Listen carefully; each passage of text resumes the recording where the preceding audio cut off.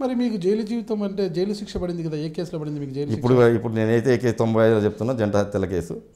ఈ హత్యల కేసులు నన్ను ముద్దాయిగా చేసి ఆ కేసులు నన్ను యూజ్ చేస్తున్నారు.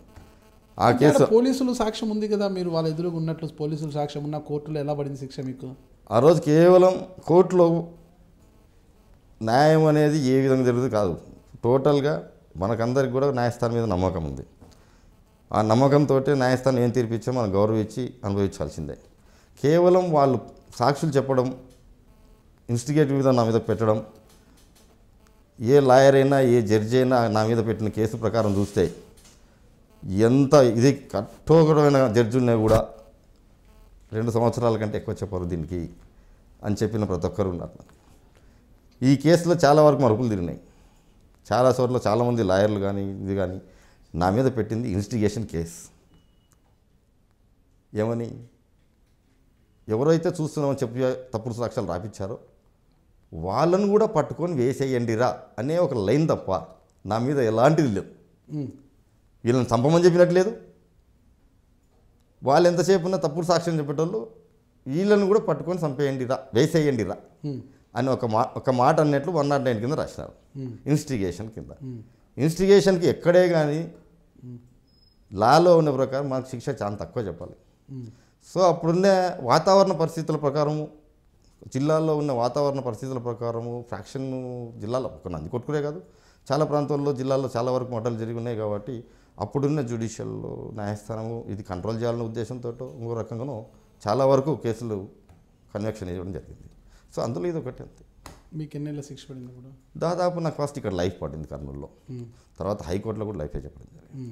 దీన్ని మళ్ళీ సుప్రీంకోర్టు అడ్మిట్ చేసుకొని సుప్రీంకోర్టులో దీన్ని చాలా క్లియర్గా యాక్సిడెంటల్ కేసు, ఇది మర్డర్ కాదు, యాక్సిడెంటల్గా జరిగింది అని 304B కింద 10 years కన్వెక్షన్ ఇచ్చారు. 10 years.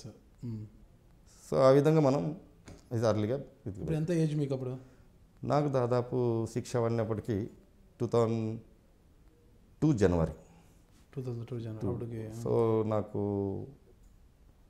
దాదాపు 35 ఏళ్ళు ఉంటాయి. 35 ఏళ్ళు. అప్పుడు పెళ్ళి అయిందా మీకు? పెళ్ళయింది. పిల్లలు ఉన్నారా? బాబు పాప. బాబు పాప ఇద్దరు. ఎలా ఉండింది ఆ జైలులో అసలుకి భార్య పిల్లల్ని అంత వదిలిపెట్టి రాజకీయ జీవితము?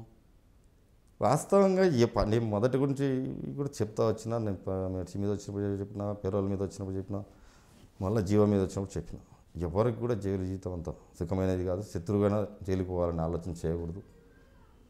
మనం ఎంతసేపు ఉన్నా ప్రజాస్వామ్య పద్ధతిలో ప్రజలకు సేవ చేసుకుంటూ ముందుకు పోవాలనుకున్నాము తప్ప ఎక్కడ మనకి ఇది లేదు. కేవలం వాళ్ళ అధికార పార్టీ దుర్వినియోగంతో నాకు జైలు శిక్ష చేయాల్సింది వచ్చిందే తప్ప వాస్తవంగా అయితే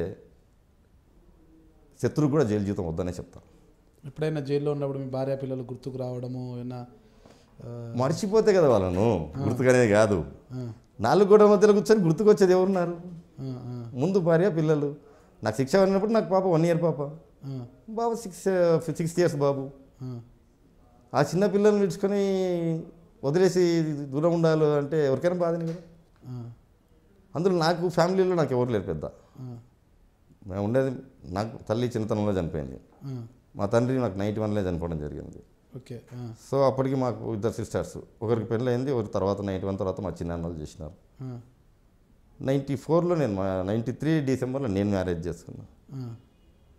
94లో 95లో స్టార్ట్ అయింది మాకు. ఓకే. ఏ రోజు కూడా మేము పెళ్లి అయిన సుఖమైన జీవితం అనుభవించింది ఏం లేదు. కేవలం కక్ష సాధింపు చర్యలతోటి ఇది వచ్చింది. ఆధిపత్యం పూర్వతోటి వేరేది ఏం లేదు.